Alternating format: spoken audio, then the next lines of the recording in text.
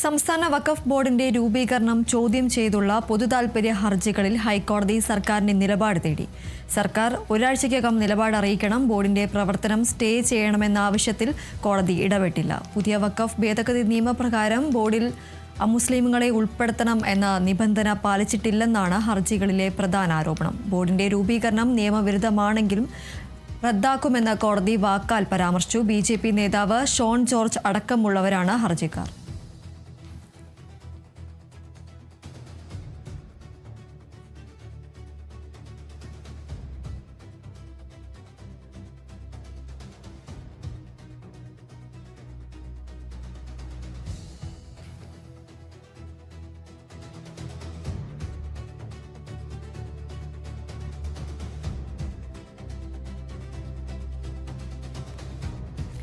കോഴിക്കോട് മുക്കം മണാശ്ശേരിയിൽ മധ്യവയസ്കൻ അയൽവാസിയുടെ വെട്ടേറ്റ് കൊല്ലപ്പെട്ട സംഭവത്തിൽ പ്രതിയുമായി തെളിവെടുപ്പ് നടത്തി. പ്രതി ജയകുമാർ തന്റെ വീടിന് പുറകിലുള്ള വാട്ടർ ടാങ്കിൽ ഒളിപ്പിച്ചു വെച്ചിരുന്ന കൊടുവാൾ പോലീസിന് എടുത്തു നൽകി. ഈ കൊടുവാൾ ഉപയോഗിച്ചാണ് വിനോദ് കുമാറിനെ വെട്ടിയതെന്ന് പ്രതി സമ്മതിച്ചിട്ടുണ്ട്. സ്ഥലത്ത് സംഘർഷാവസ്ഥ ഉടലെടുത്തതിനെ തുടർന്ന് കൂടുതൽ പോലീസുകാരെ വിന്യസിച്ചിരുന്നു. നാട്ടുകാരുടെ പ്രതിഷേധം ശക്തമായതോടെ തെളിവെടുപ്പ് നടപടികൾ വളരെ വേഗത്തിൽ പൂർത്തിയാക്കി പ്രതിയുമായി പോലീസ് സംഘം മടങ്ങുകയായിരുന്നു.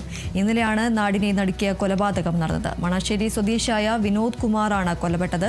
മദ്യലഹരിയിലുണ്ടായ തർക്കമാണ് കൊലപാതകത്തിൽ കലാശിച്ചതെന്നാണ് പ്രാഥമിക നിഗമനം.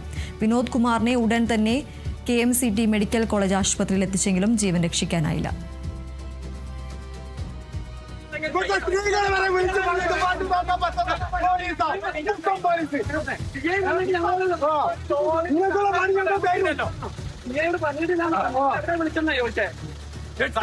ആ ബോഡി കൊണ്ടേ കൊടുത്തപ്പോഴാ മൂന്നര മറുപടി പറയാല്ലേ, മറുപടി പറയല്ല.